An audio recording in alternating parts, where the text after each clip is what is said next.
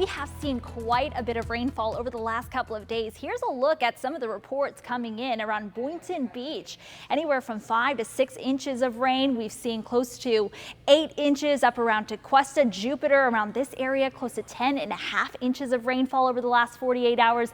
Sailfish Point up through Port St. Lucie, 8 to 9 inches of rain reported.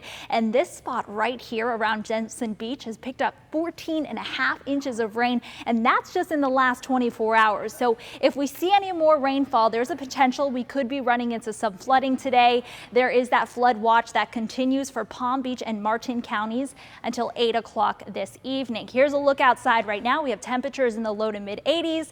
Just a few showers working its way into Lake Okeechobee, but as we head into this afternoon and this evening, especially with all that sunshine we're going to be seeing throughout the day, there's a chance that we could be running into some more showers and storms, and that will continue through the evening. Then by sunset, everything should start to wind down. In terms of how much more rain we could see, anywhere from 1/4 to maybe 3/4 of an inch, and localized amounts possibly up to 1 inch of rainfall. So while we don't have any severe weather threat today, there is still the potential that we could be running into some heavy rainfall, which is why we have issued that weather alert that starts at noon today and will run until about 6 o'clock this evening.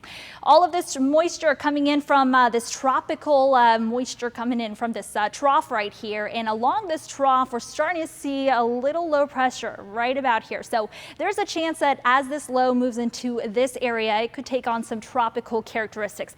Not very likely because of its interaction with land. We've got those strong upper level winds, a lot of dry air working into this system, but nonetheless, the National Hurricane Center giving this about a 20% chance of development into the next 2 to 5 days. It could it definitely impact the launch tomorrow for the SpaceX launch. There's about a 60% chance that they could be running into some inclement weather. So hopefully that's not the case, but there's an 80% chance for some showers and storms across Cape Canaveral tomorrow. So again, hopefully that's not the case, but we'll keep you in the loop on that. Seas running 2 to 5 feet for boaters, a moderate chop on those inland waters. Afternoon storms and low tide around 5:16 this evening.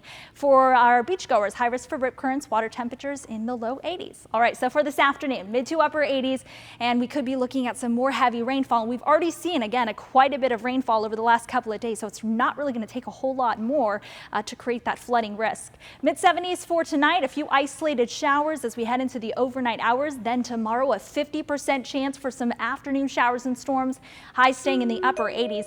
Notice, though, as we head into the weekend, those rain chances do drop down to about 30%. Overnight lows in the mid to upper 70s.